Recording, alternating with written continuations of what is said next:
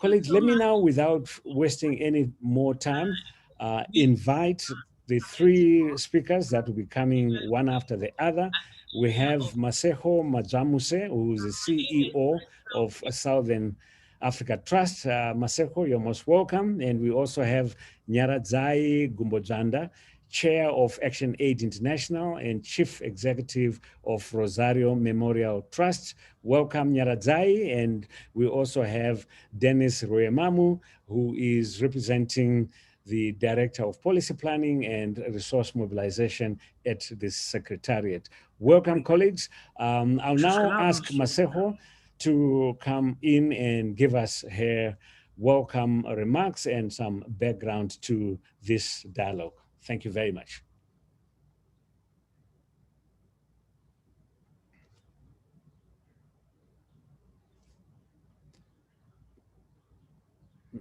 Masego, you can unmute.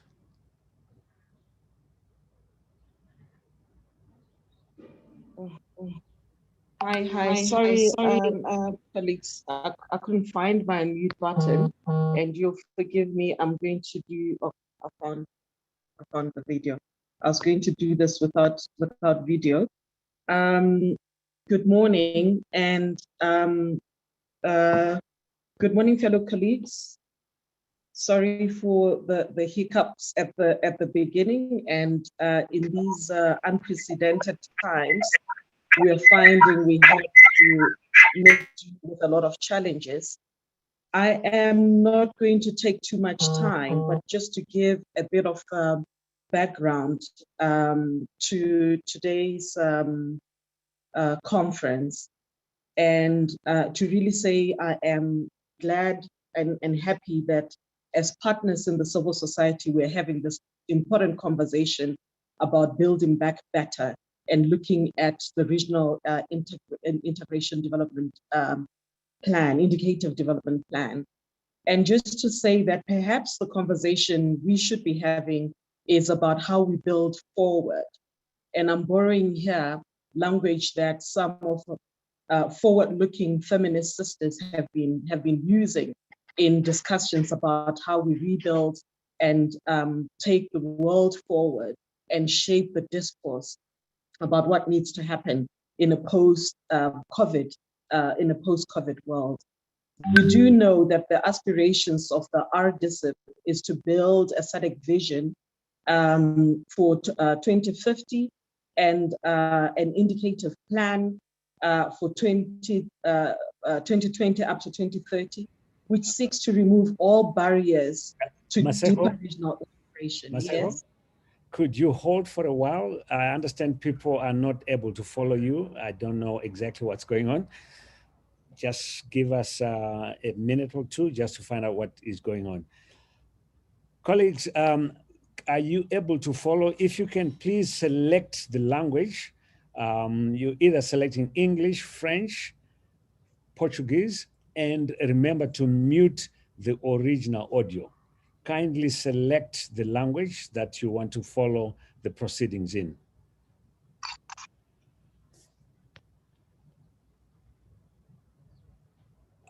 May I continue? Masego, apologies for that. Please continue, and we hope they'll be able to follow you from now. Yes. And I was saying that, can you hear me? Hi, can you hear me?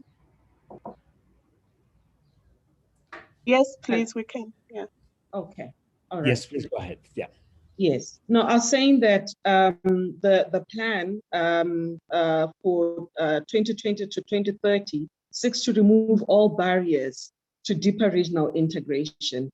And we are indeed envisaging a region that is peaceful, that is stable, and has the necessary conditions for attaining socioeconomic development and poverty eradication. And this is not a new vision, but one that builds on a vision that was there before. And I think that if we are indeed going to achieve a progressive vision, we have to rethink some of the strategic pillars through which poverty eradication and regional integration can be indeed achieved. And as civil society organizations, we have to be at the forefront of framing the discussion that is progressive and one that is looking to interrogate what was wrong with what was there before. The COVID pandemic and the climate change crisis indeed signals to us that the old world order as it was is one that is not sustainable, and definitely one that is not desirable. And therefore we have to rethink it. If we look at our continent, we have over 50, the continent requires, still imports over 50 billion worth of food, and most of it coming from outside of the continent. And this does not make sense for a continent that largely has the largest remaining agricultural land globally, and one that indeed has a significant proportion of its citizens contributing to food security and being involved directly in food production. So this, for us, points to the fact that there is something structurally wrong with our food systems that we need to rethink, restructure, and take forward in a way that is different.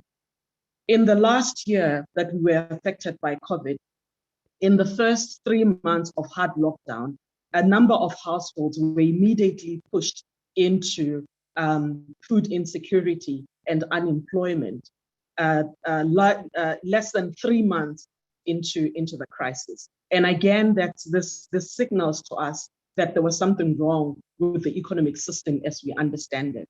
I think in rethinking, we really have to begin to interrogate whom we are centering in our messages and how we're building the capacity of those who are on the margins of the economy to advocate for change in their own right and from an empowered perspective, to get to a point where we no longer speak on behalf of the women, on behalf of young people, on behalf of informal traders, on behalf of migrant workers who are receiving, who are facing the brunt of inequality, but rather support and lead from behind so that people can begin to shape a vision that is truly inclusive and reflective of their own aspirations.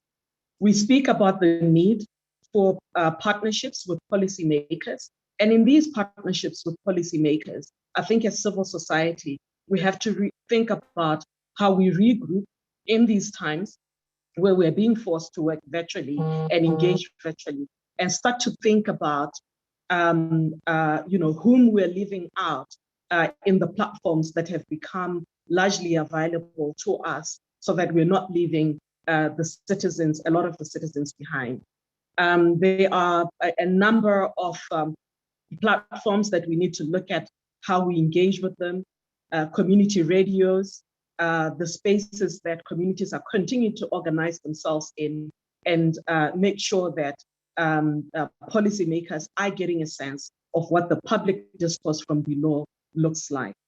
I think I would want to end here by saying that it is important that we don't lose sight of the demands that have been coming through from civil society in the SADC region for us to have a formalized non-state actors engagement mechanism, which will provide an avenue for us to engage with policymakers. And lastly, to say, coming out of today's engagement, I hope we will have clarity on the areas where we want to see change happen. And these areas ought to be around how an inclusive recovery plan looks like, that takes into account the challenges that we've always known existed and the structural changes that we want to see in our economic, political, and socioeconomic system. I'll stop here and let my other colleagues pick up. And Daniel, just to also apologize that I am going to be dropping out of the call to join another meeting, but my colleagues are attending this meeting throughout the discussions. Thank you so much, Masego. We do really appreciate that you were able to come in and join us, albeit briefly, but that I think nevertheless is really good that you could allocate some time. Let me now move on and invite Nyaradzayi to also come in and give us her welcome remarks. Nyaradzayi, are you able to unmute? Thank you.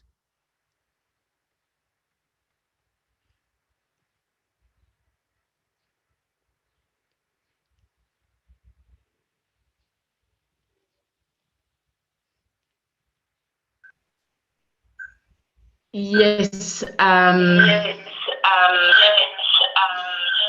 You have some. I'm using my phone. Can I request for my phone to be unmuted? Yes, you can mute it yourself, Nyaradzayi, from your side. We can't hear you now. We cannot hear you. Nyaradzayi, on the bottom left-hand side of your Zoom screen. Hello, can you hear me now? Yes, now we can hear you. Yeah, please go ahead. Thank you. Thank you so much. It's such an extraordinary day, an extraordinary moment. I'm so honored on behalf of ActionAid International to welcome you, colleagues, to welcome everybody to this very, very important event and meeting together. And I'm speaking also on behalf of the Partnership for Social Accountability, the Social Accountability Alliance. Let me immediately start by recognizing the co-hosts of this very important event. When we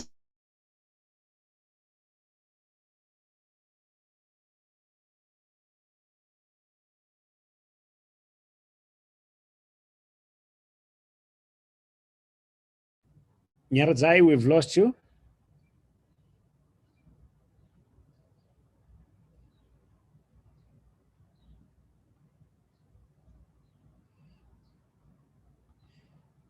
Nyaradzayi, we've lost you.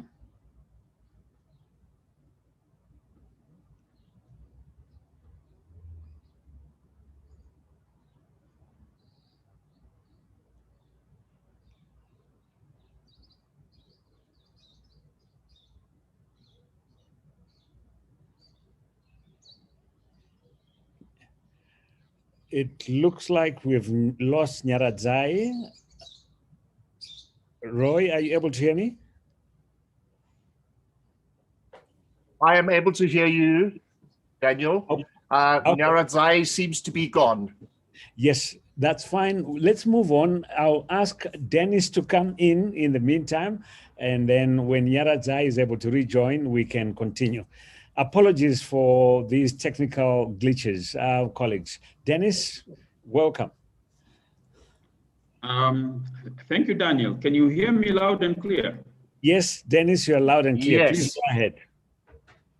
A very good morning to you, colleagues. I'll be making these few remarks on behalf of Dr. Mubita Luabelwa, who unfortunately had an emergency this morning, so he couldn't join us. So on behalf of the SADC Secretariat, I would first like to thank all of you colleagues for participating at this regional dialogue for non-state actors on the SADC Regional Indicative Strategic Development Plan 2020-2030 and its implementation plan. I want to commend the organizers of this event, which provides a platform for a discussion on a very important topic. Unfortunately, in these times of COVID-19, we have had to get used to these virtual meetings, which deny all of us the opportunity of actually being in one room, which I think would have been better. But of course, we have to live with it. As we know, SADC's Vision 2050 and the Indicative Strategic Development Plan 2020 and 2030 were both approved by the Summit of Heads of State and Government in August 2020, that's last year. And these are key frameworks that will provide strategic direction to SADC's regional integration agenda. I'll be dwelling more on these frameworks in the next session. But it suffices to say that these frameworks are meant to guide all stakeholders, including state and non-state actors. Stakeholders, therefore, need not only to understand the content of the frameworks, but also their role in implementing them. And hence, that speaks to the relevance of this regional dialogue event. Now, the SADC Treaty and other key SADC instruments, such as protocols and declarations, recognized that non-state actors are important partners in the implementation of SADC's regional integration agenda, and that there's a need to formalize the interaction between SADC structures and these entities, these non-state actors. Article 23 of the treaty provides that SADC shall seek to fully involve the people of the region and non-governmental organizations in the processes of regional integration. So that's very clear, and it's acknowledged even in the treaty. Of course, the term non-state actors covers a broad range of organizations, including development NGOs, think tanks, trade unions, foundations, faith-based organizations, community-based organizations, the media, business associations, and many others. And all of these have a role to play in the regional integration agenda. Unfortunately, while the treaty recognizes non-state actors as important partners in the implementation of the SADC agenda, no formal links exist between the SADC structures, the institutionalized structures, and non-state actors. And there are several challenges when it comes to working with non-state actors in the region. There is no common approach, and the Secretariat has to deal with a diverse group of actors. Not all of them are well-versed with the workings of SADC. Nevertheless, efforts are underway to establish a mechanism for engagement with non-state actors in line with the provisions of the treaty. And we hope that such a mechanism would define the rules of engagement and provide for an agreed set of principles, particularly in the policy making processes, how non-state actors can actually be part of those processes. However, while a formal mechanism is still being worked out, dialogues such as this event of today, although somehow informal and ad hoc in nature, are still important platforms for engagement. And more of such events should be organized in future to discuss very specific topics of relevance to the regional integration agenda. It is our hope, therefore, that this regional dialogue event will not only raise awareness about the strategic direction of SADC in the years to come, but also the role of non-state actors in advancing the cause of regional integration in order to better the lives of our people. In concluding my remarks, let me once again express my sincere appreciation for your participation at this dialogue session, despite your busy schedule. And I hope the event will be informative and will also provide recommendations to inform decision-making within SADC. So thank you very much for your kind attention, and I'll be coming later on in the next session to present the strategic plan itself. Thank you very much. And back to you, Daniel.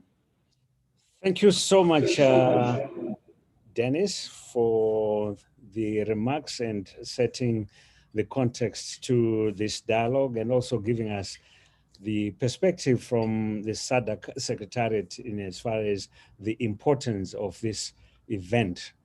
Colleagues, I just will remind you that we have with us Roy.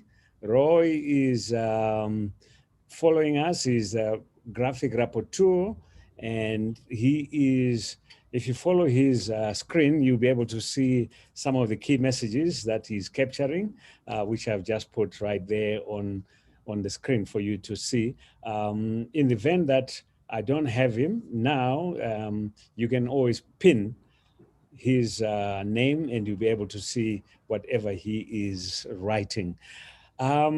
Julie, I'm going to ask you to put in the chat some questions that you have. Julie, are you ready with the World Cloud question?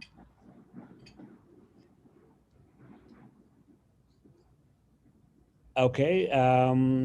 When that chat is put up by Julie, it's going to be a question asking you to respond to which type of organization are you from? So you can click on the link that Julie has put in the chat to tell us which type of organization that you are from. It's also good that we really get to know which organization you are coming from. And as you complete, we'll be able to see the organizations. We can see the youth are coming through. We can see some people from think tanks. We also have NGOs. We also have ICPs. And we have a few other organizations, but some might not have. Okay, youth organizations are responding. NGOs, government departments are responding. And as you are responding to the question that Julie has put right here, we also previously, before you came in, as you registered, had asked you to let us know which type of questions you would like answered during the dialogue. And I think it's important for us to also reflect on that, just to have an idea of what sort of questions would you really want us to see being answered during the dialogue. And I'll just share with you on my screen so you can see the type of questions that people were saying they want answered out of this dialogue. The one that had a lot of responses was, how can NSAs be engaged in a meaningful way in implementation, monitoring youth farmers? So you can see again that this issue which Dennis was talking about keeps coming up. The other one was also, why is the RISDP important, and are its aspirations relevant? What does it need for success? How can it be implemented, financed, tracked, and transparently reported upon? And you can see it's also linked to the first one on the engagement, to say, okay, is this framework important, and are its aspirations relevant? Then another one that also had was ranked highly was, how can youth be meaningfully involved in SADC and RISDP? And I think this is also going from the lessons that were learned in the previous RISDP, that youth were perhaps not fully engaged in the process. And I think there is a question to say, how can we really have youth engaged meaningfully? And then the other one was on how does SADC ensure sustainable agricultural practice through support and involvement of smallholder farmers, was also another important point that was raised by the delegates. The issue of the COVID crisis and recovery was also another one, and how do we ensure that vaccines are available to everybody? I will not go through and read everything else, but you can see in general the areas that people were expressing a need in order for us to make sure that during this seminar, we will be able to address some of these issues.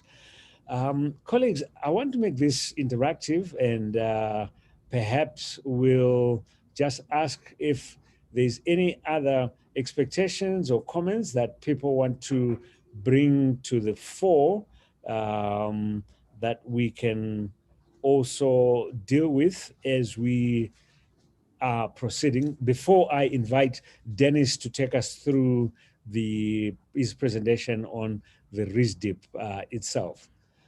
You can just raise your hand if you want to come in, and I'll recognize you if you raise your hand, so that I can then allow you to chat on what is it that you're really hoping that we'll be able to achieve in this event that we have put together. Anybody that wants to intervene, if you are as an attendee, just raise your hand. I'll be able to recognize you and give you an opportunity to come in to intervene.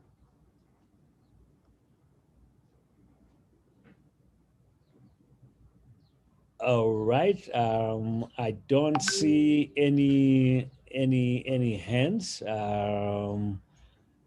I think what we have captured is perhaps, oh yes, I see somebody, Steve Johanne. Please, Steve, go ahead, introduce yourself, tell us which organization you're representing, and then you can go ahead. Okay, I'm Steve Johanne from Yes. Cross-Border Traders Association of Malawi. Morning. Yes, morning. Morning. Yes, Steve.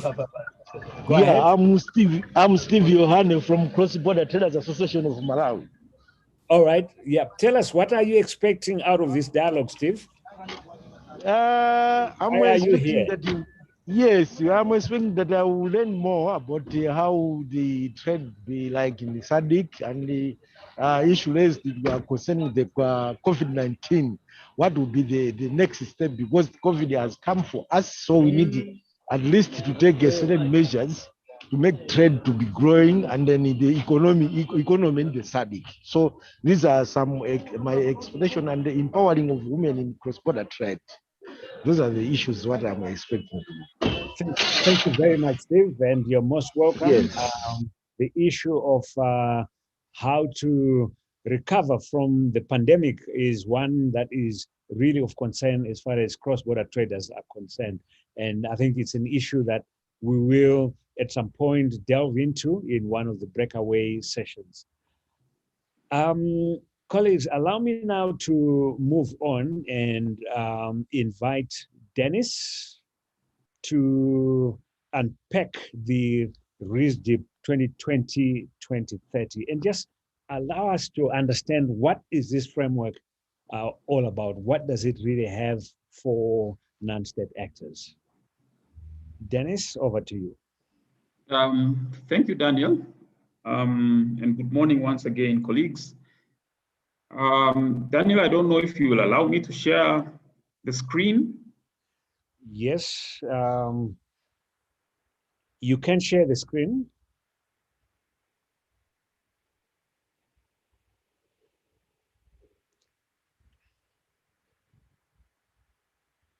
So I will be presenting more like an overview of the Regional Indicative Strategic Development Plan, RISDP 2020-2030. This is as I'm saying overview because from some of the expectations I've heard, this presentation will not be able to address very specific sector issues. It's the strategic plan. It's a 10-year plan, covers many sectors, covers many issues, and I won't be able to go into the details of those sectors. And in any case, I'm not an expert in all of those sectors. So what I'll present today is just more like an overview of the plan, and that's the outline, a brief introduction. I'll speak a little bit about the vision because the plan is actually derived from the vision, and then I'll go into details of the plan itself. And then I was I think the organizers had indicated 2 items which maybe I should speak on. What does RISDP mean for the region, which I think is very important? And more importantly, maybe how can non-state actors be involved in the RISDP? So I've included those 2 items as well in the presentation. So let's start with the introduction. Some of you might be aware that now SADC we are celebrating 40 years. We are celebrating, SADC is celebrating its 40th anniversary. It's quite a while now. And in doing so, we are taking stock of past achievements and challenges, but more importantly, rededicating efforts to 2 main components, broadly speaking: sustenance of peace and security, one, and also socioeconomic transformation. So as we move forward, these are two things which we want to achieve. And as a community, SADC has come a long way, has achieved success in many fronts. Significant strides have been made in strengthening cooperation in various sectors, establishing institutions at both regional and national levels, so as to advance the regional integration agenda. So a number of programs have been put in place and are being implemented, and they continue to expand in scope and coverage, and hence deepening regional integration in that sense. So there's a lot to be proud of. However, moving forward, the region is now premised on the SADC Vision 2050, which, as I said in my opening remarks, was approved in August last year. And guided by this vision, we have a 10-year strategic plan. That's the RISDP 2020-2030. It's a coherent and comprehensive strategy for the implementation of SADC's regional integration agenda for the next 10 years. So that's really the idea. Those are the frameworks which will guide our agenda moving forward. Now, just a bit, let's talk a bit about the vision. The SADC vision is a framework which identifies where the region wants to be by 2050. So it's more like an aspirational document. And it says SADC envisions a peaceful, inclusive, middle to high income industrialized region where all citizens enjoy sustainable economic well-being, justice, and freedom. Those are the key words. Peace, inclusivity, middle to high income, because already some member states have achieved middle income status. So their aspiration would probably be to move into the high income brackets, but there are still some which are in the lower income brackets, and their aspiration would be to move into the middle income brackets.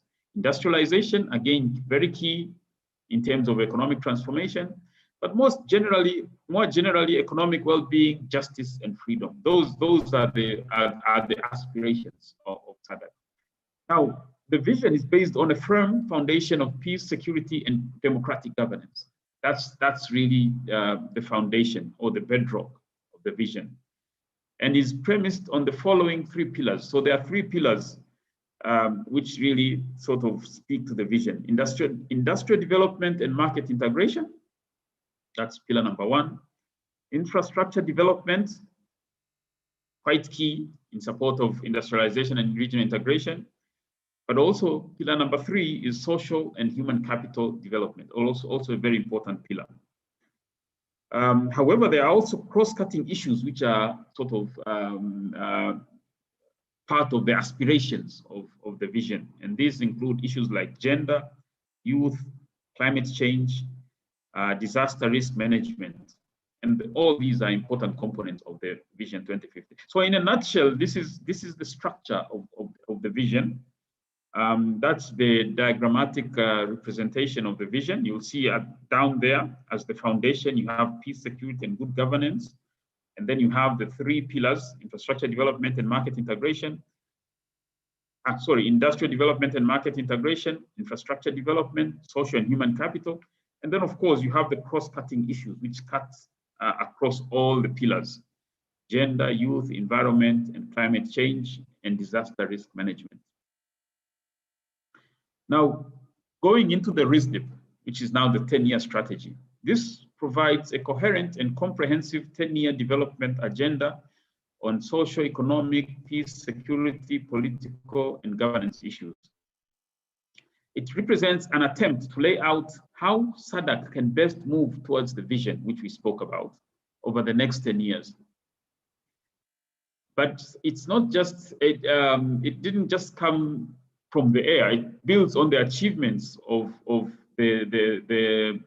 we call the inaugural plan, the RISDP 2005-2020, which became operational in 2005 and was revised in 2015. So we are building on those achievements of the previous plan, but we are also taking into consideration challenges that have been experienced, so as to ensure lessons and effective practices are captured and applied to future challenges. Very important.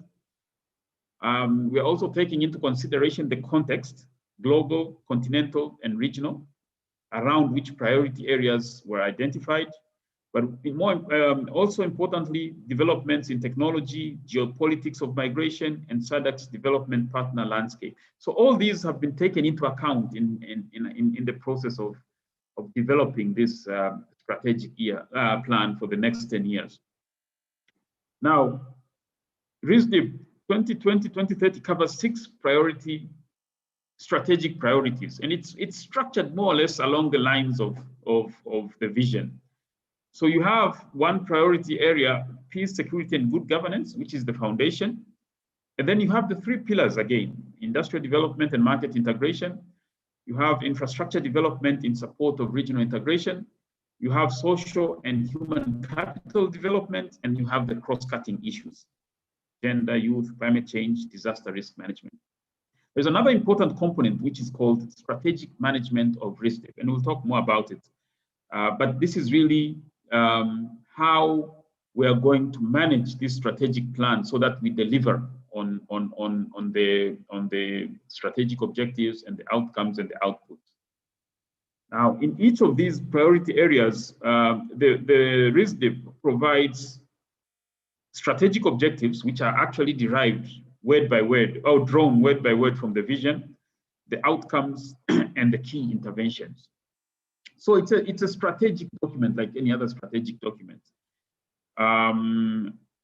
I won't go into the details of the outcomes and key interventions, but I thought maybe just so that people get a feel of what is there, let's look at the strategic objectives of each of these 6 strategic priority areas.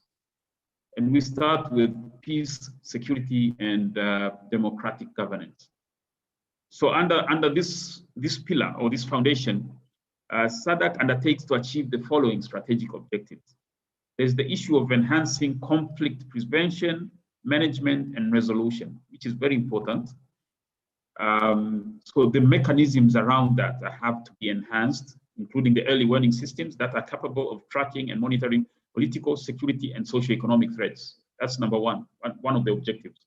The second, of course, we have to strengthen political cooperation, democracy, enhance democracy, good governance, the rule of law, human rights, and human security. All these are important in terms of ensuring peace and security in the region. And the third objective, of course, is to enhance collective defense and security systems, and a security system that is capable of safeguarding the territorial integrity of the region. So defense, as a region, we also have to defend ourselves from both internal and external enemies. So that's also one of the objectives under this pillar. And as I said, the interventions are spelled out, are given, outlined in the strategic document, which everyone can download from the SADC website. So that's the foundation: peace, security, and democratic governance. Pillar 1, industrial development and market integration. What are the objectives under this pillar? And again, there are like 6 broad objectives. First of all, an industrialized regional economy that is based on a competitive and facilitative environment, which includes infrastructure and skills, and sustainably exploits its natural resources by leveraging science, technology, and innovation. It's quite a long kind of objective, but industrialization is the key word there. Secondly, a transformed agricultural sector. Third, we are talking of interconnected, integrated, competitive, blue, green, and circular economies. Fourth, we are talking of deepened regional market integration, which is connected into the continental and global markets. Fifth, we are talking of deepened financial market integration, monetary cooperation, and investment. And lastly, we are talking of an enhanced macroeconomic stability and convergence. So these are the objectives which are spelled out under this pillar 1 on industrial development and market integration. Again, the details are in the document in terms of what exactly under each objective are the interventions which will be undertaken. And I won't go into those. Pillar number 2, infrastructure development in support of industrialization and regional integration. As I said, infrastructure is quite key in terms of the regional integration agenda. And we have 3 objectives there. First of all, we want to achieve quality, interconnected, integrated, and seamless infrastructure and networks. 2, improved capacity for conceptualization, design, construction, maintenance, and operation of regional infrastructure and services. And 3, increased access to affordable infrastructure and services in the region. So these again are just broad strategic objectives which we want to achieve under that pillar. Pillar 3, very important pillar, social and human capital development. And we have 5 strategic objectives there. 1, strengthened and harmonized regional health systems. So here we're talking about health systems. 2, improved food and nutrition security for socioeconomic well-being of the people in the region, food and nutrition security. 3, increased access to quality and relevant education and skills development, again, including science and technology for SADC citizens. Here, issues of access and quality of education. 4, increased job creation with decent work opportunities for full and productive employment in the region, issues of employment. And 5, enhanced living conditions of the people through the promotion of sustainable cities in the region. So those are, again, the 5 more like broad strategic objectives under this pillar 2, pillar 3 on social and human capital development. And then we'll go into the cross-cutting issues. Again, there we have 7 strategic objectives: enhancing gender equality, as well as women participation and development, a robust and responsive regional statistical system. We need data, and that's covered under this and the cross-cutting issues. Improved youth empowerment and participation of young people, again a key strategic objective covered under this and these cross-cutting issues. Issues of climate change adaptation and mitigation being strengthened, again another important component. Disaster risk management improved in support of regional resilience. We have seen quite a number of natural disasters happening in the region, so we need to really improve on disaster risk management.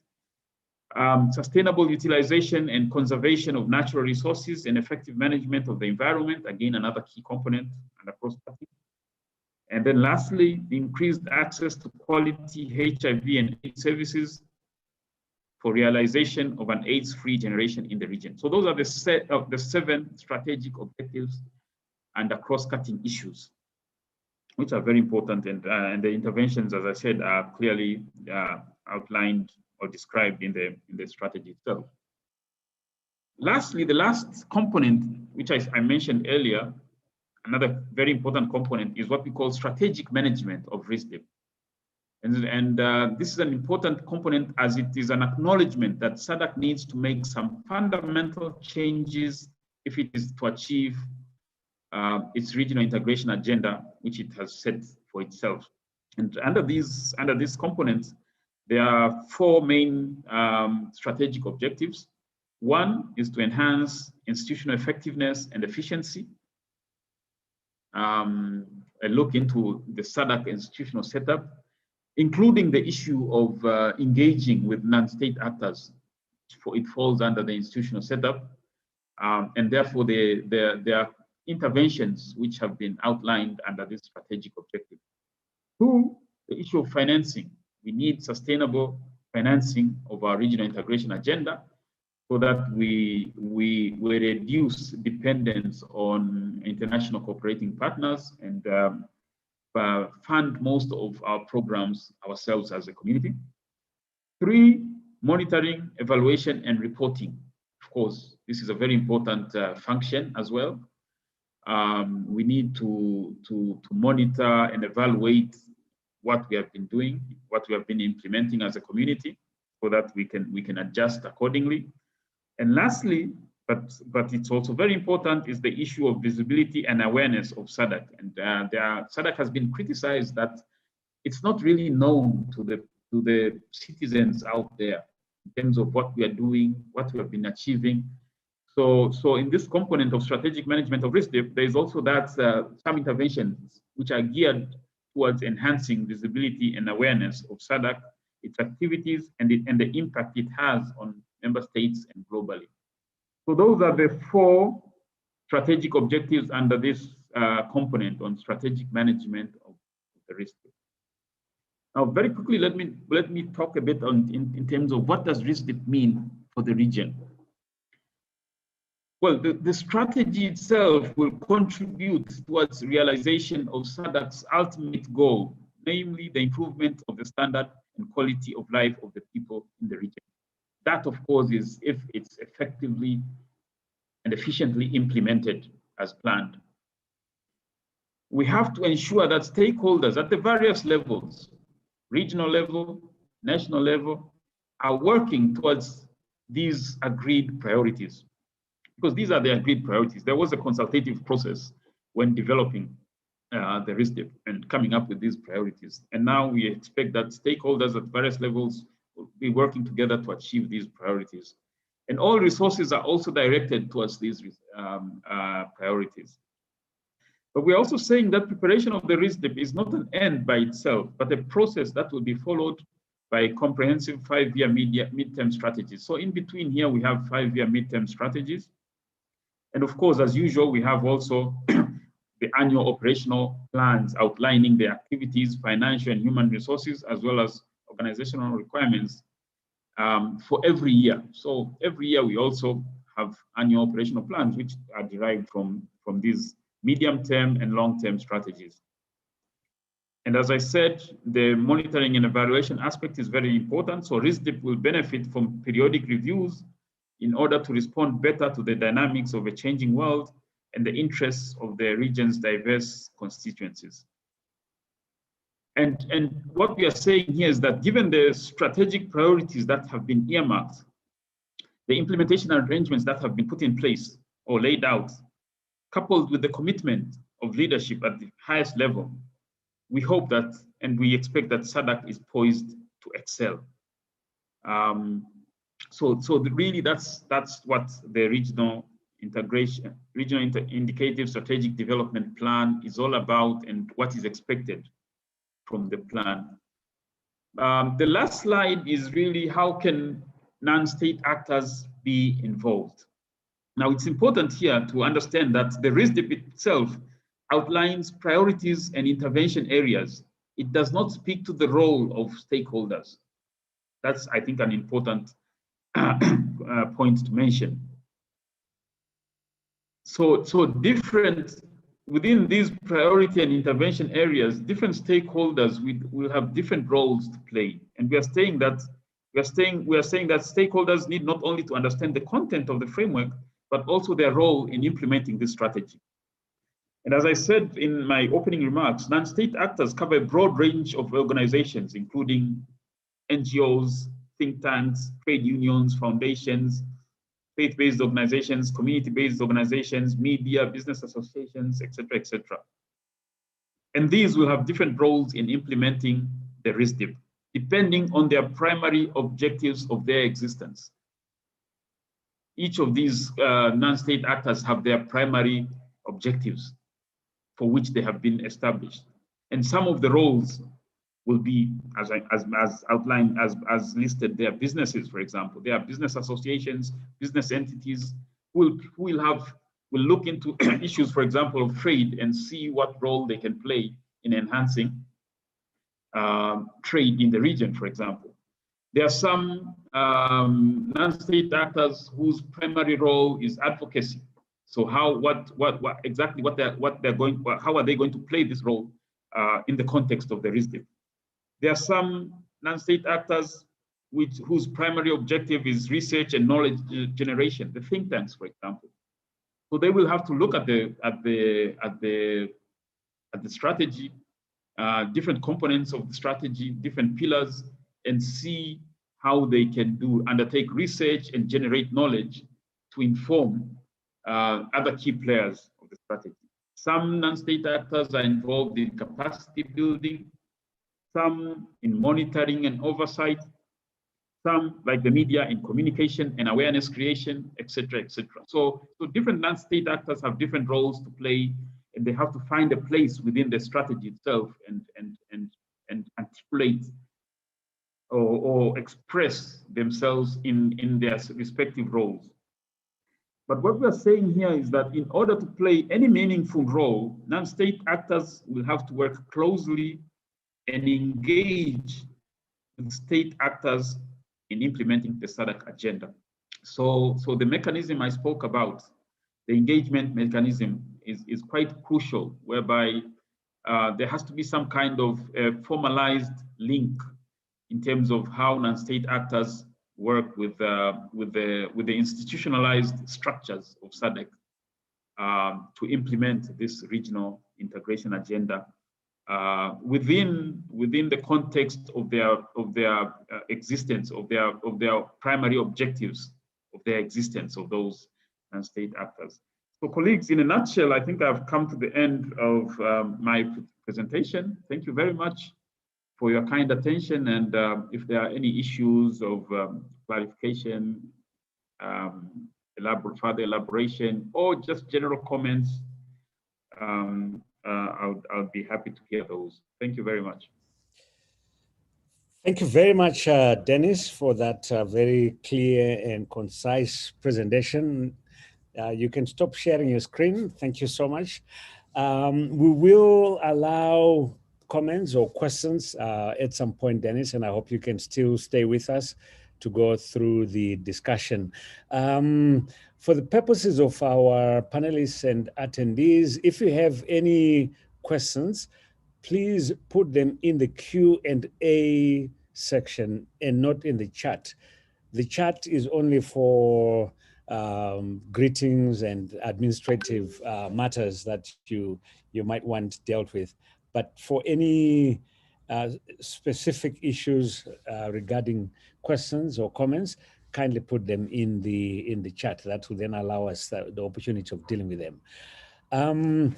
Let me now move on and invite a few people to respond to what Dennis has just presented. And I'm going to start with Janet Jo, the Secretary General of SAPSN and ZimCode Executive Director. Janet, please unmute and come in and give us your responses to what Dennis has just presented. Thank you very much, Daniel, and thank you, Dennis, for that presentation and walking us through the RISDP in terms of its focus, objectives, and how SADC intends to roll out this plan going forward.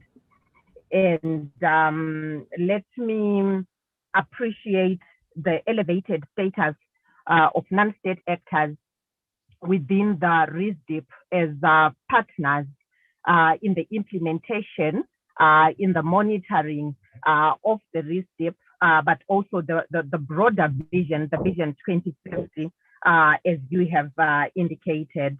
I'm representing SAPSN, which is a network of social movements, and I guess you would understand our excitement in recognizing the role that non-state actors can play in the implementation of the RISDP, and particularly for the development of our region. And we derive our excitement and our mandate as well from our membership, but also understanding the currents of solidarity which the region moved from colonialism to the political independence that we so enjoy today, despite the different challenges that we are facing on peace and security. And also sometimes maybe the delayed response by the SADC region in terms of dealing with the issues of peace and security and human rights and humanitarian crisis that we face. But we truly appreciate this elevated status that's being given to the non-state actors. And as you have indicated, I think the non-state actors is so broad, and it should include social movements who are in the agriculture, who are in the labor, particularly the informal sector, which is not so organized and coordinated, but with efforts to bring it within different associations and platforms such as the cross-border traders. We have informal trading groups and organizations in different spaces at the national level. I just wanted to highlight a few issues that I think the SADC region we have to focus on during this period of the RISDP. I think you've eloquently highlighted around the pillars in the priorities around industrialization, the infrastructure development, social and human capital development. But we are facing challenges as well as we try and ensure that we make achievements within these priorities and the pillars that you have spoken to. And for us as social movements, and there's a network of social movements in the region, one is the issue of illicit outflows that continue to bleed resources that are meant for social and human capital development on the cross-cutting issues, and particularly marginalized groups like women, like youth, who are actually the majority, people with disabilities, indigenous groups that continue to face different kinds of challenges and problems from climate shocks, from displacements, as we move towards industrialization at different levels at the national levels. So the issue of illicit outflows is a big issue. We know that maybe on an annual basis, we're losing about 8.8 billion in illicit financial flows as a region. But there's also a growing crisis of the debt crisis, where we are paying about 21.1 billion in debt payments that we are paying, and it's resources that are going out and may actually pose a challenge in terms of achieving some of these priorities that you have indicated or you have shared with us. And within it, as we are losing some of these resources, we are facing undernourishment. 5.4 million or so people in the SADC region, they face starvation and hunger and need humanitarian intervention and government support. Actually, 80% plus of those who are supposed to be getting pensions have not been getting pensions. So when we're talking about social and human capital development, I think this is a big issue. And we have spoken quite a lot around how do we have pensions that transport that go beyond those that are within a specific jurisdiction. We have the issue of housing, which is a big issue. Up to 80% of urban population live in slums.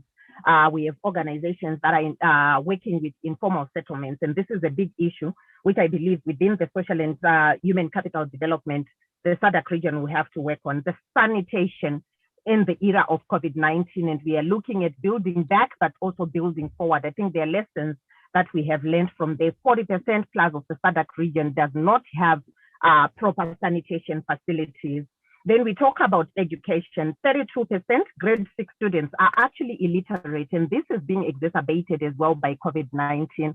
So when I'm looking at the RISDP, it's coming at a point in time, at a watershed where we have to make radical transformations, where we need to be pushing for an activist SADC. And by activist SADC, I mean where we put nation states in a position to be able to play their role, to provide the mundane functions of a state which is empowering its citizens for self-sustenance. So this is a big issue. The region is also facing the energy poverty. 52% of the population in the SADC region does not have energy, and the energy poverty is actually increasing. So within the RISDP, I think we need to be thinking around this. We are targeting industrialization, we are targeting infrastructure, we are targeting social and human capital development, but we have this poverty that we have to address. Then the youth, I'll conclude on the youth aspect. 31% of the youth in the region are unemployed or they act a living, actually a survival in the informal sector, which has not been that supported by the SADC as a region. So we need to be thinking around, as we think about a different form of an economy. I think this is where I would want to think that as we talk about industrialization, let us think about a different kind of an economy that speaks to our realities, that is going to comb the web that have entrapped women and youth, not to be able to participate in the lucrative sectors of the economy, because there's so many bottlenecks and barriers, and we are saying we want to be breaking down those barriers. So we need to be combing the web that have entrapped the women and the youth and people that are normally marginalized in the classic economy to be able to participate. I would want to just highlight and hazard on the issue of the middle income and high income targets, that as we move forward, learning from backwards, but looking forward, we need to revisit our metrics that measure our aspirations for being middle income and high income countries or region, so to speak. I think we have widening inequalities because we focused so much on the economic growth indicators, our GDP, our GNP, and we have not focused on the human development indices in terms of the daily lived realities of the marginalized groups, of those in the rural communities. How do we build rural economies? How do we build our own local value chains and our regional value chains for them to be able to provide for our populations? So as we move forward, I think within the RISDP, we need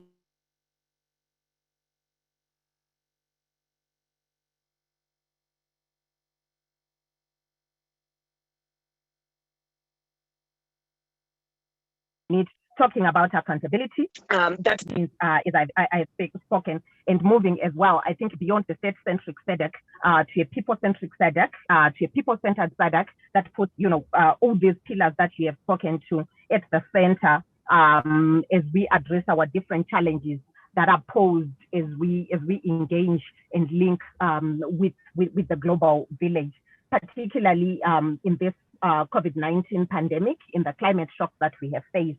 I think it has won, a female face, the challenges that we're facing, the way the youth face, and we need to be addressing these. There is a human face to all the challenges that we are currently facing. And I think there is an opportunity for RISDP to address some of those challenges by ensuring that the human face is won by the appropriate people, by the appropriate human being who is facing the impacts of the current challenges as we address them and as we monitor. These are some of those issues that we will need to be looking at. I thank you very much, Daniel, and I hand over that to you. I think I used more than my 5 minutes. Thank you so much, Janet. I think you've been very, very comprehensive in terms of outlining the key issues that must be addressed by RISDP. You talked about illicit outflows, you talked about the growing crisis of debt, repayments, undernourishment, social human capital development, the issue of the social nets, which have kind of disappeared, housing challenges, energy crisis, poverty, and radical transformation, a different economy that we must really go for, and a people-centered SADC. And then let me also underline that the RISDP, as it now stands, is our document. It's not a Secretariat document. And what Dennis has also done is just to outline and unpack what the region has agreed to implement.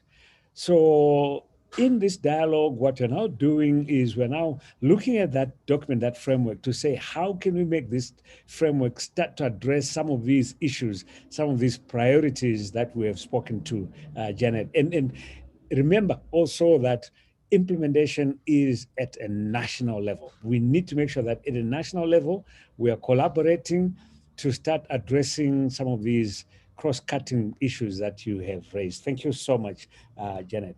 Let me move on and invite our next respondent, Simon Vilakazi from the Economic Justice Network. Simon is the program coordinator. Simon, please unmute and come in with your responses. Thank you, Comrade Daniel. As Comrade Daniel has just indicated, I am Simon Vilakazi. I'm a Food and Climate Justice Program Coordinator at Economic Justice Network. We are an organization that is owned by the 12 national councils of churches in the SADC region. Hence, we are called EJN of FOCCISA. I would just like to raise some few issues with RISDP that we are discussing here. Sorry. One of the issues is that the RISDP 2020 to 2030 has come at a time whereby, as a region, we are experiencing many problems. We are having extreme levels of unemployment. You find that in other countries, more than 60% of the population are unemployed. And we're also having major issues with the exclusion of the majorities of people in the mainstream economies. So our economies are not really absorbing the people that are supposed to be absorbing. And Comrade Janet just illustrated how this is happening and also how is it affecting the people. But we are also having many challenges with food insecurity that is happening. That's why you find that in some instances, people are not getting the nutritious food that they are supposed to get to live a meaningful life. So the document or these strategies comes at a time when we are dealing with these issues. But we also have environmental degradation in the region that is just affecting many countries, especially in countries where there's extensive mining. You get environmental degradation whereby the land is becoming difficult even for the people to use. But right now, I think we need to be aware that we are having a burden of diseases in the region. We were supposed to be meeting in a different form as we are discussing this important issue, but we are meeting virtually because of the coronavirus situation. So it means that as a region, we are still struggling with healthcare issues. It's not accessible to many people, but it is also not responding quick enough to the challenges that we are facing. I think another issue that I would just like to raise is the issue that we are still having high levels of marginalization of different groups, whereby they are not given opportunities that they are supposed to get. You talk about the young people who are eager to study and improve their lives, but they are not given the support and the opportunities that they need to get. Yeah, so it means that we are in a region that is experiencing high levels of poverty, comrades. That's what we need to be aware of. So as we try to come up with strategies on how are we going to how are we going to foster development in the region, we just need to be aware that we are still struggling with these issues. But with this, I would just like to indicate that it is a good thing that the SADC Secretariat coordinated the formulation of this initiative. And it is also nice to hear that it is aligned to the SADC Vision and Mission 2050. This is very good because it shows that we're not just creating something that we don't know what it relates to. It relates to our vision and mission 2050. So for us as Christian faith community and the people of the region, we know that it is important for us to have direction on the development process we are embarking on in this decade. I think we shouldn't be just doing development just because we are trying to develop, but we also need to have direction to say what this development ought to look like and how should it relate to the lives of many people that are experiencing the problems that Comrade Janet and myself have just highlighted here. So we need to be able to measure progress and the impact of the work that we are doing. So this is good that the RISDP, it also highlights the issues of the progress and the impact of development. We need to know how is it happening. So I would also like to raise some issues with the RISDP because, you know, as much as it is a good document that has been created with the inputs from non-state actors and governments and other sectors of our society. There are some issues that we feel need to be taken care of. So Comrade Janet indicated that there is a need to include as many as we can of the non-state actors. So it means that going forward, this issue needs to be like one of the important things that we do if we are to get a good development. So all those non-state actors that were excluded in the development or in the formulation of the strategies, we need to see how we bring them in so that they can have a representation in how the work is done.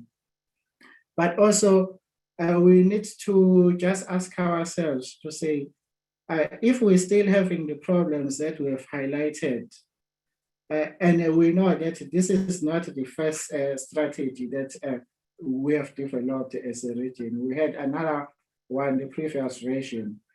But it looks like as much as we try to develop, we still experience the problems that were supposed to have been addressed some long time ago. So we just need to ask ourselves, where are we going wrong? What are we doing that is not working? And also, how can we improve from some of the things that we're not doing right in the previous strategy?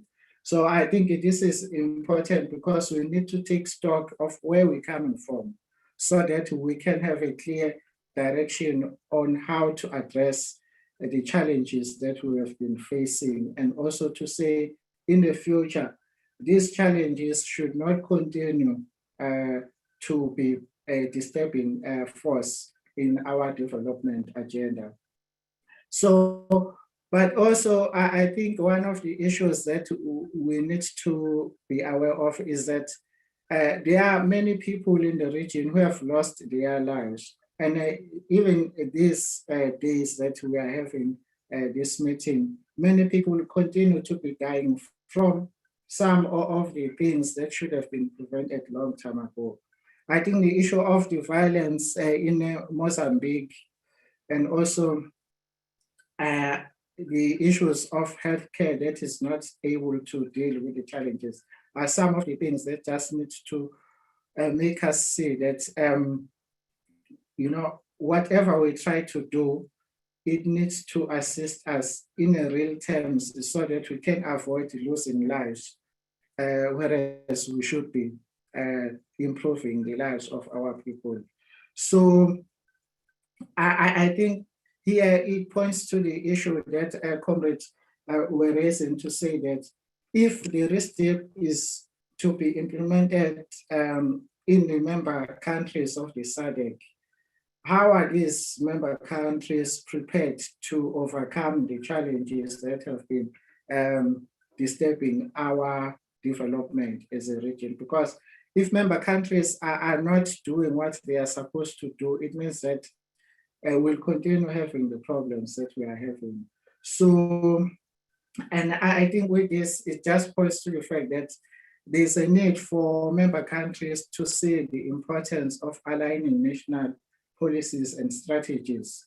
I would just like to highlight the issues of food security and nutrition as one of the important issues that the RISDP is raising, to say we shouldn't be having a situation whereby people die of hunger, whereas we should be supporting the development of agriculture in the member countries.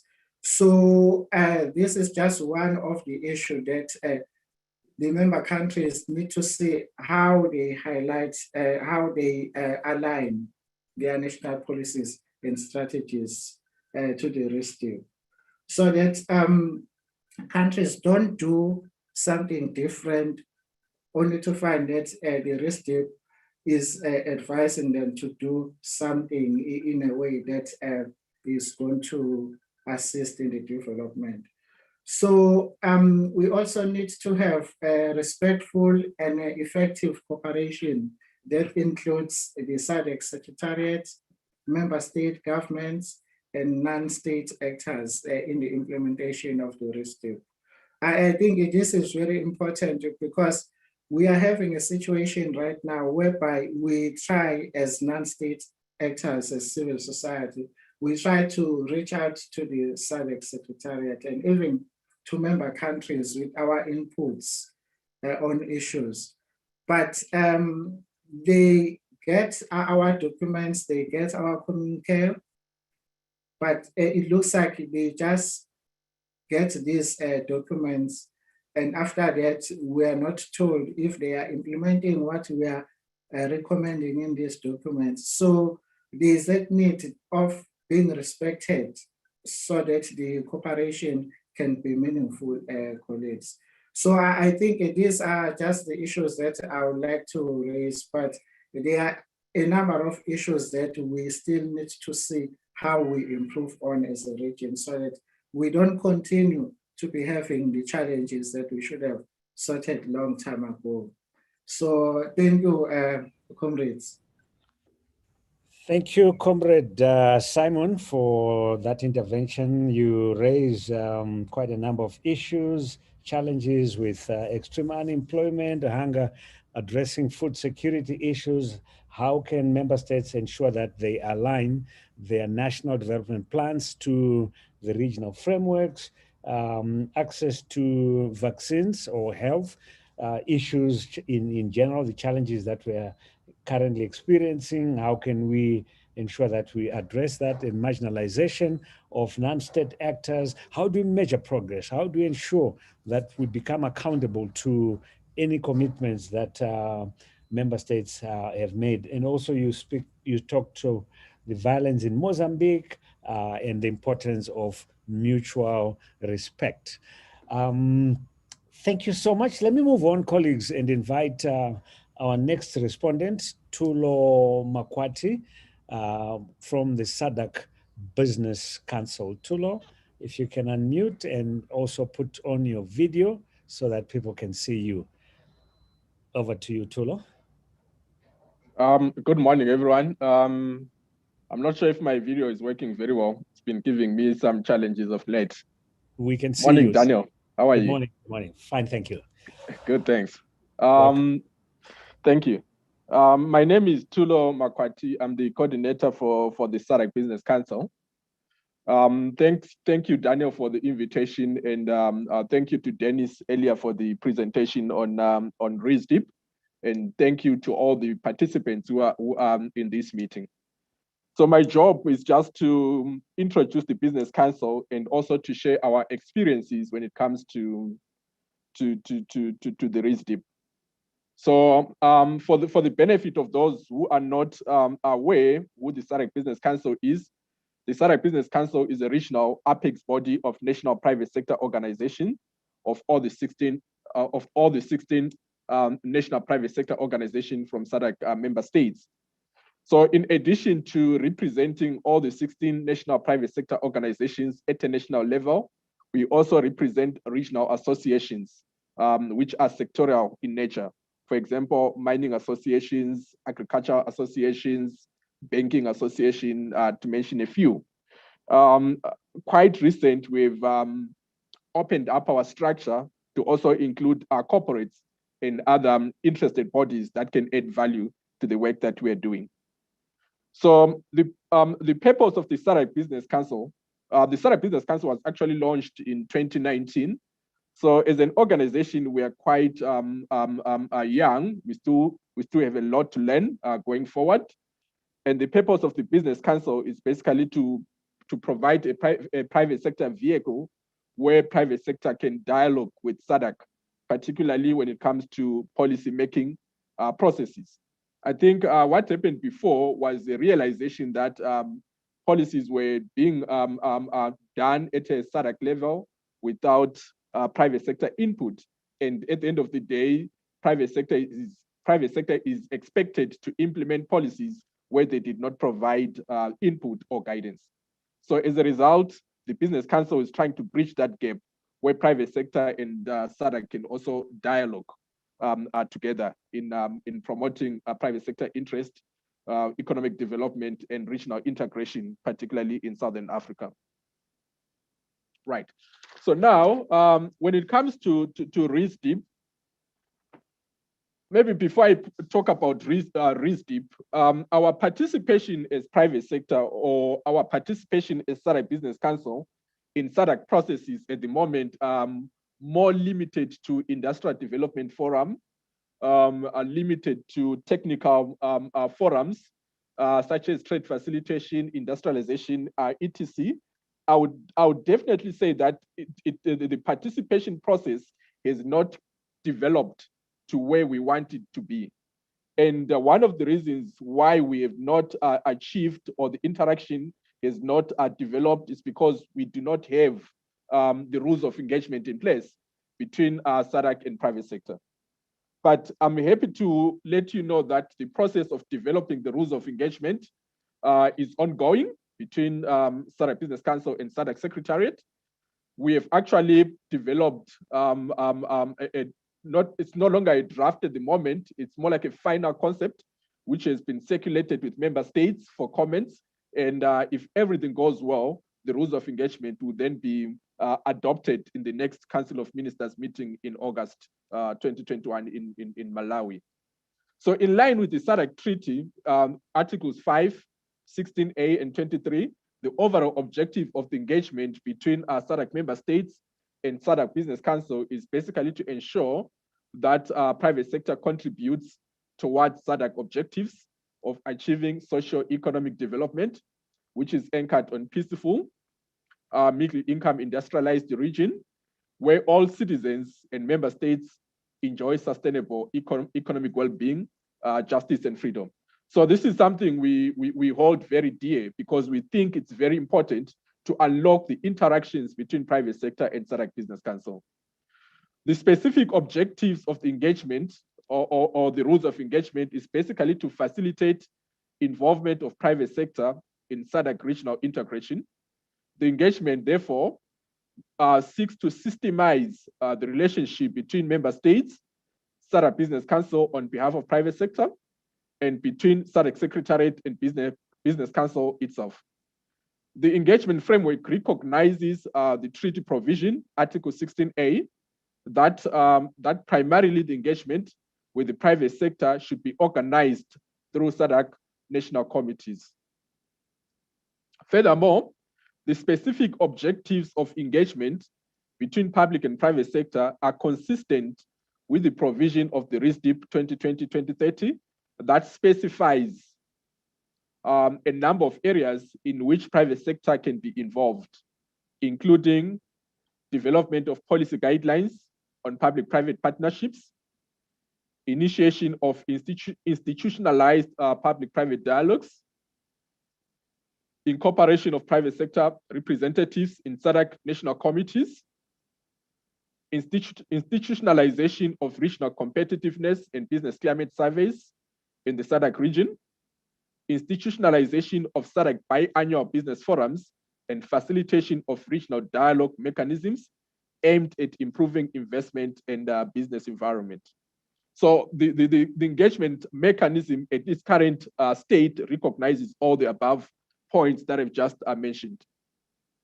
Now, I think what's more important from my perspective, just to share some learnings in the last 2 years, particularly when it comes to the implementation of RISDP from a private sector perspective, besides the rules of engagement that is still outstanding, but which we hope will be finalized in a month or two.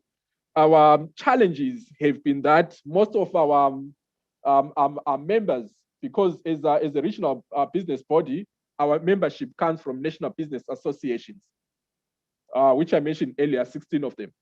So the current challenge at the moment is that most of the national private sector organizations are very weak in nature. So they don't have capacity to implement or really to be in the forefront when it comes to the implementation of the RISDP. So this is one of the challenges. It also talks about sustainability of the business council itself, because if our members are weak and they are not in a position to pay membership fees to SADC Business Council, One, they won't be able to do their work at a national level because they don't have capacity. Secondly, ourselves as the Business Council also, we will not be able to do our work at a regional level because of capacity issues. So this is one area that needs to be really given attention to if we want private sector to be really come on board and play its part in the implementation and popularization of RISDP. Right. I think the other challenge that I can mention also is that in the absence of the rules of engagement, so what we find happening at the moment is that when we do work or we do have working groups where certain output is derived from the meetings and we engage SADC Secretariat, because we don't have the engagement mechanism at the moment, at times it takes longer than expected to get a response from SADC Secretariat. At times that response doesn't come. At times it comes, But all that talks about not having a clear engagement structure between SADC Business Council and private sector. But we hope that once the structure is in place, when we submit a policy paper or when we ask SADC Secretariat to follow on a particular issue, because the engagement mechanism is in place, we would know exactly who to follow up with at SADC Secretariat level. So it will really put in place mechanisms that will make sure that the working relationship between private sector and SADC is more stronger, with a proper work plan and mechanisms to ensure that the activities are followed and implemented. Also, maybe that another point that I can add on this, particularly from a private sector perspective, I think we also need to have a mechanism where work plans between private sector and SADC Secretariat are shared between the two organizations in a way that will complement each other's activities. So you find that because at times we're not sure what SADC Secretariat is working on, we do talk a lot with a lot of the departments, I must say, or directorates. We do talk a lot, but it goes a long way to just share work plans, and then find a way to harmonize the working plans so that we can add value into each other's activities. So again, that also talks about the engagement mechanism, because once that is in place, it will ensure that such an arrangement is arrived at. Then my last point on the challenges, I think it also goes back to sustainability in terms of how our donors particularly work in the sector. So from our experience, like I mentioned, we are quite young, so we are still trying to find our feet in terms of sustainability, in terms of capacity. But in trying to find or getting proposals to work with donors, the way donors work at the moment is that they work with for lack of a better word, I think it's technical persons. So they procure a technical person directly to come and do the work for either the business council or whoever wants the work to be done for. So the challenge is the technical persons will come to us, ask what the challenges are, and then they do the work. So we don't get value in that, particularly at this moment while we are still trying to find our feet. So I don't know if there could be some way to change the mechanism in a way that becomes a win-win situation, because at the moment, it's my personal view that I feel that the working arrangement doesn't work for us. At the end of the day, the technical persons, they come to us and ask for information that we can do ourselves. And by doing it for ourselves, we'll then be bringing in some kind of sustainability to the business council. So those are some of the challenges that we are facing at the moment. And I think that as a closing statement, for us to play a really big role in popularizing the RISDP or implementing the RISDP on private sector, it must start with building capacity first at a national level, then cascading to a regional level. And also, obviously, as I mentioned earlier, to improve the way SADC Business Council and SADC Secretariat interact, including the interactions with SADC member states. Mm-hmm. So Daniel, with those remarks, Over to you. Thank you so much, Tulo, for your intervention. You talked about the lack of capacity of non-state actors broadly, but also your organization in particular, and the fact that you are a young organization which is still growing, but has clear commitment and interest to engage on the regional issues, regional implementation issues. Lack of the engagement mechanism, I think that's something that you kept on emphasizing, the need to ensure that the mechanism is formalized, because in a way it also addresses the communication challenges and the need to have plans that are shared, which could also be an element that will be covered by this engagement mechanism. So you know what the Secretariat is working on, and they also know in turn what your organization is working on. Thank you so much. Colleagues, let's move on and have our last respondent, Mavis Kohostitse from the SATUCC.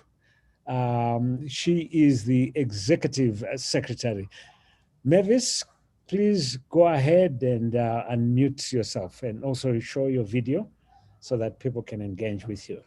Thank you so much. Thank you so much, Daniel. Good morning, everyone. My name is Mavis Kohostitse. I'm the Executive Secretary of SATUCC. SATUCC is Southern Africa Trade Union Coordination Council, and we represent 22 affiliates in the 16 SADC countries. I come in today as a representative of SATUCC to give a message that could have been given by the SATUCC president, Zingi Salosi, and because of other commitments, she couldn't be here with us today. We just want to thank Dennis for deconstructing the RISDP this morning, and we understand it as SATUCC as a development and implementation framework for integration. So first and foremost, as SATUCC, we believe in integration of the region. Where we are coming from is that regional integration should be people-centered. It should look at the people first, and people should always come first. Regional integration should be for both economic development and human development. We have seen all the time that the emphasis has been more on capital integration rather than human integration. And coming from the labor perspective, we have seen challenges emanating from labor migration, where our region has focused more on the migration of capital and less on the migration of labor itself and the free movement of people. It is with this hindsight that as we are looking at regional integration, we should be looking at implementation of the RISDP. And as SATUCC, we are calling for our nations, our governments, for organizations and civil society organizations to re-examine and also to look at how do we promote the free movement of people.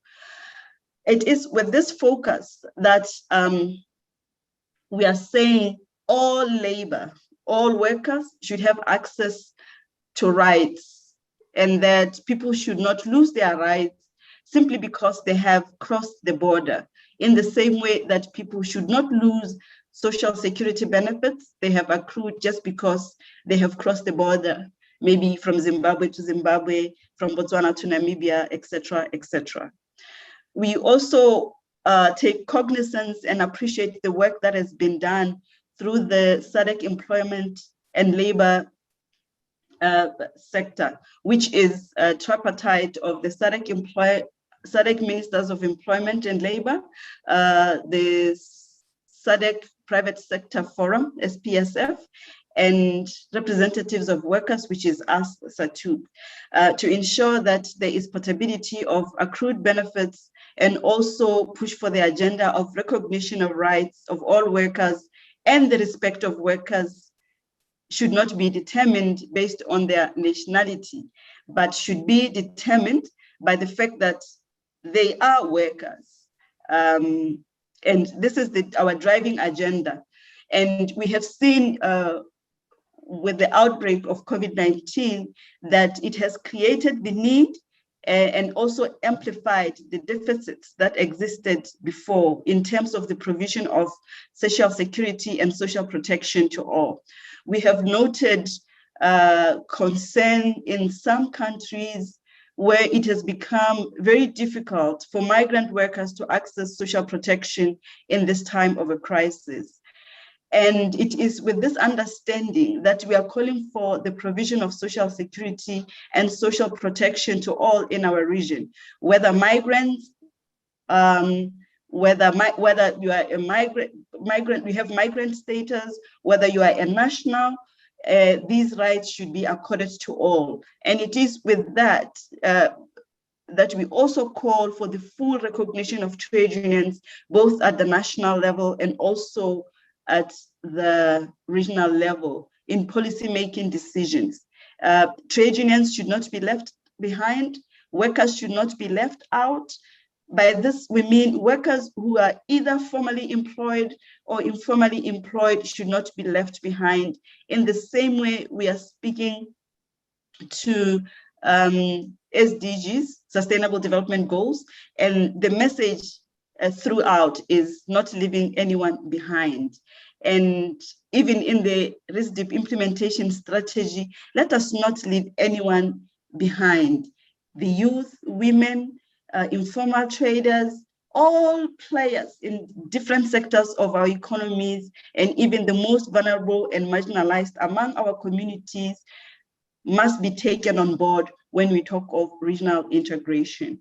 My brothers and sisters from other civil society organizations that we collaborate with have already spoken at length on all the issues that we feel are a challenge within the region, and therefore we need to ensure that we all work together, we all have a voice within the structures of the SADC Secretariat to ensure that the people that we represent in our communities and their livelihoods can be improved.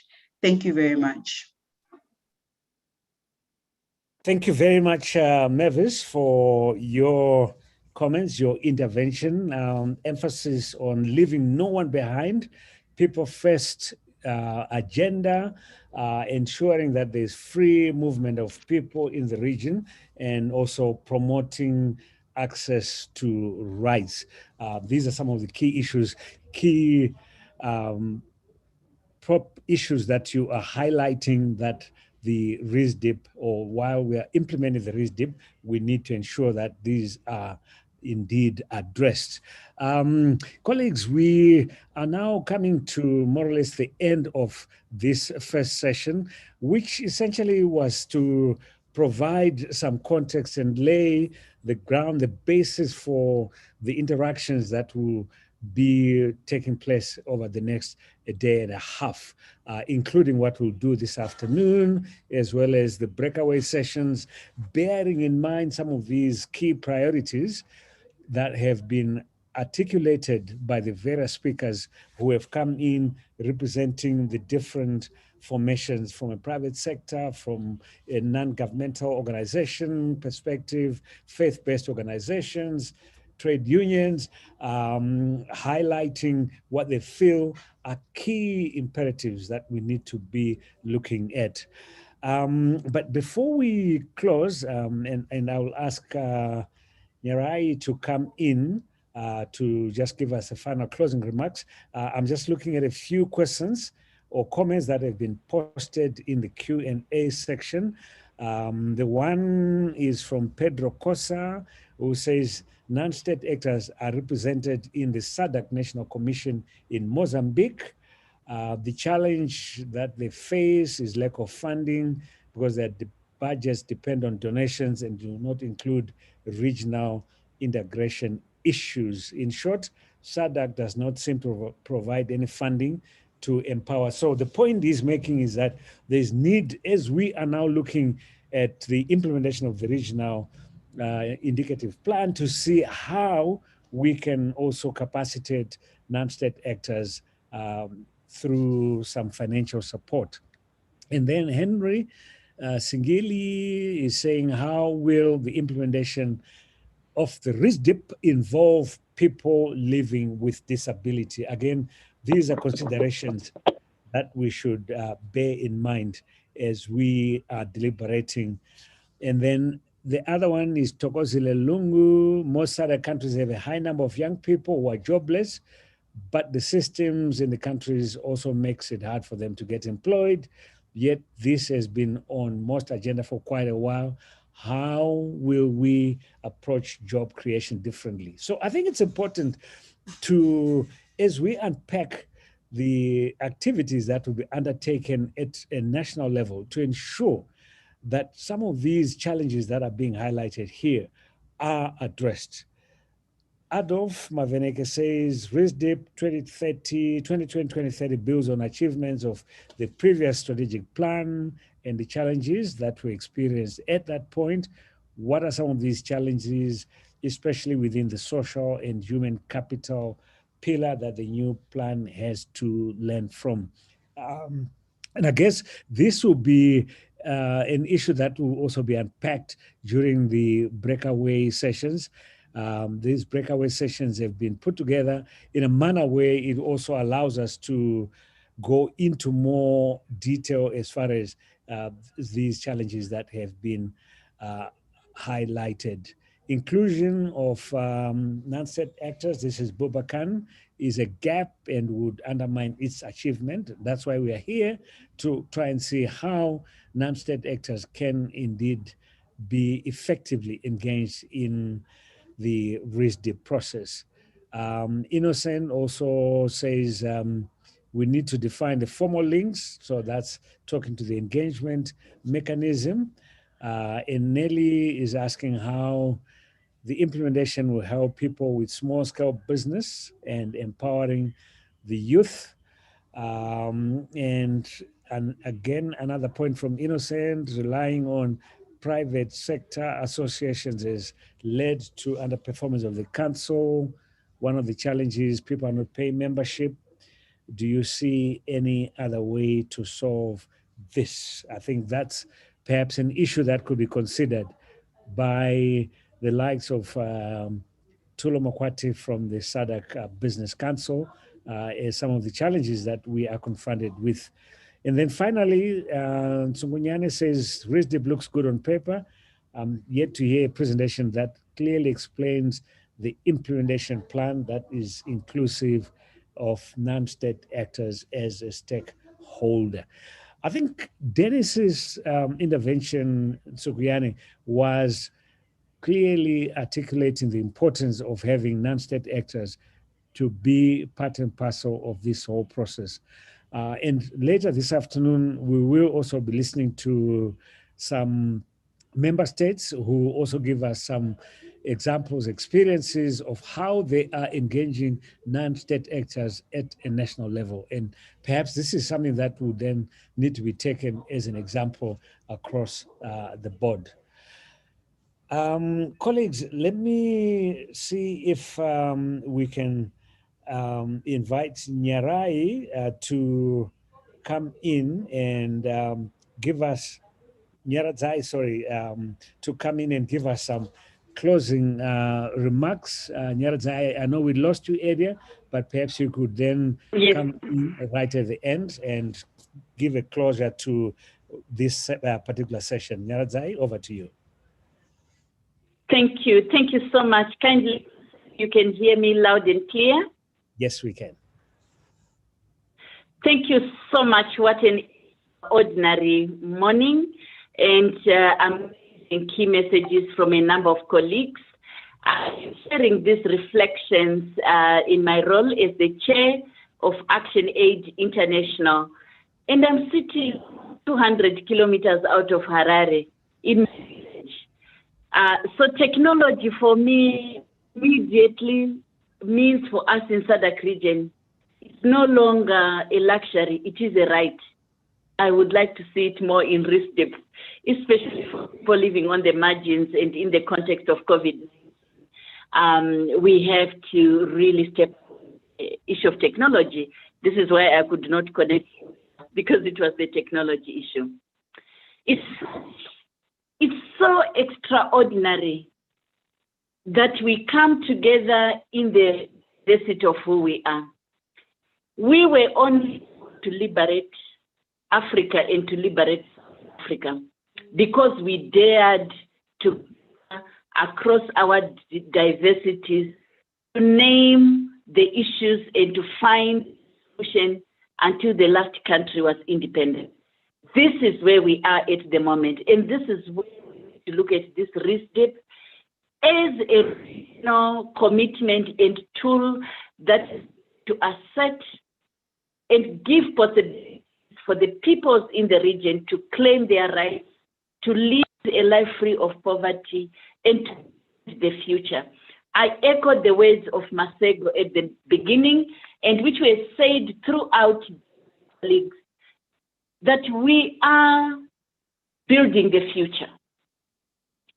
We are reflecting on the past, but we are not history. We are building the future together and building it now, so that it's not only a perspective of interest, but it's also the need now to respond to the crisis as we build the best for the region and for ourselves into the future with and people at the center. ActionAid for Justice Federation. And we are in 44 countries of those in Southern Africa. And it's very clear that poverty is a justice and a human rights issue. And poverty is transient. It should not be actual reality for the majority of our people. I'm very excited to be in action together. We often thinking that we have that within this RISDP and our work and together as part of the public, so the social partnership for social accountability, for which ActionAid is a member partnership for social accountability, to get Service Accountability Monitor, the Eastern and Southern Africa Small Scale Farmers Union. We are contributing to saying, yes, let's engage, let's analyze, but let's also offer alternative solutions, more pragmatic solutions as we engage in this RISDP process. And for us, the issue is important, it's critical, essential. Redistribution, we are talking about redistributing power and resources and opportunities, and also the issues of resilience. Resilience is critical when we face multiple issues and challenges. We know, and said severally throughout the morning, that let's address the issues of accountability. Accountability is so much at the heart of our work because a number of the issues we've raised them before. We've articulated in several ways before. So we need ability for implementation, accountability to monitor, accountability for the resources that we have on the continent. So I'm very excited. This space is a space that we are coming together with the SADC Secretariat, like national contact points, and with civil society movements, and from business. Just three critical points that have come out in the context of 19 and the economic framework that we are responding to. We are in the third wave, and again, other lockdowns, again, schools closings, again, violence against women. And plus can happen when the systems are fragile. We must protect our economies, but also innovation happens in the middle of crisis. I'm also quite interested to see how do we, the innovations which are emerging from experiences of citizens, big business will not come out to wipe out all the community innovations that we are seeing with really stepping up to create options and solutions, but ultimately all of the state to provide public services. We are concerned that as we build the economy, the issue that Janet raised very clearly. Our region would be borrowing, would be looking for resources in order to buy vaccines, in order to strengthen healthcare systems, to revitalize the economy. We have to keep our eyes and say on what terms, and that we continue to really push the austerity and look at the issue of debt. It's so critical at this stage. Nations are most vulnerable. That's when it's very hard to negotiate terms that protect. Therefore, we have to stand together to say we don't want to go to the structural adjustment experiences. Our countries, our nations, our governments must be negotiate terms that does not us at risk. And again, it's with the international financial institutions continue to support the messages that also our finance issued earlier in the year around the that are needed. We know COVID-19 has been said in all the analysis, exacerbated inequalities, especially gender inequalities. The access to health is not only about surviving with COVID-19, we are losing lives. And a moment ago, I received information of a district medical officer from Rewa district, the forefront of COVID-19. So on him with you now, but millions of people we have lost and their families, but also those who are sick. But at the same time, knowing that this COVID-19, but for us, we must respond to multiple impacts where it is creating any inequalities. We have a crisis, violence against women, teenage pregnancy, marriage. I want to revisit the term issued by the UN Women to say it's a shadow pandemic. It is not a shadow pandemic. It's a twin pandemic with COVID-19. The level of violence, abuse, exploitation is so acute that also have life-long term impact. And we need within RISDP to see how these issues, the long-standing work by Gender Links and others, barometer offers us the insights. As I considering the time that we have, we know that we have the crisis with climate, with conflict. Read the comments around us standing on Mozambique, which we should do, but it's also about internal accountability, fighting corruption and within our systems. That is so painful when we read the report of national auditors of our national accounts. All these numbers were like, yes, the region is grieving all this pain, but we should not impunity on corruption. Corruption undermines access to public service. Corruption undermines the resources that we have. An accountability issue that we need to stand. I wish us the best with the next 2 days. Thank you so much, and I appreciate that ActionAid is participating. We've seen even some comments from others. We stand together with colleagues this moment for rights, for redistribution, for resilience, and for accountability. I thank you.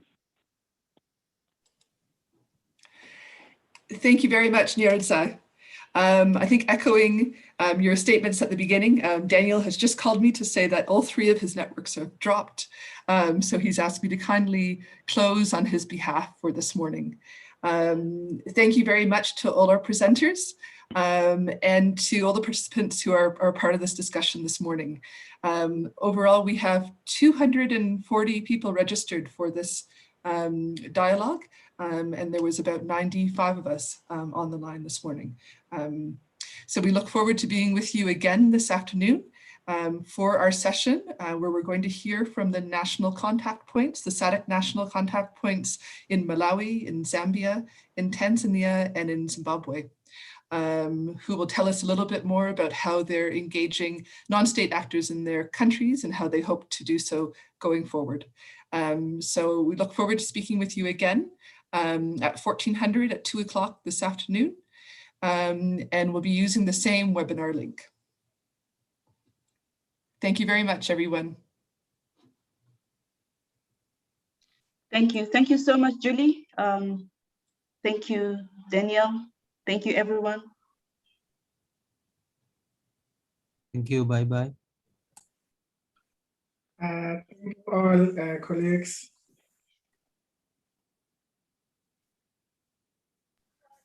Thank you. See you in the afternoon. Thank you.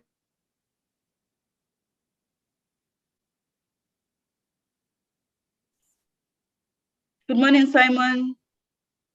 Hello, comrade.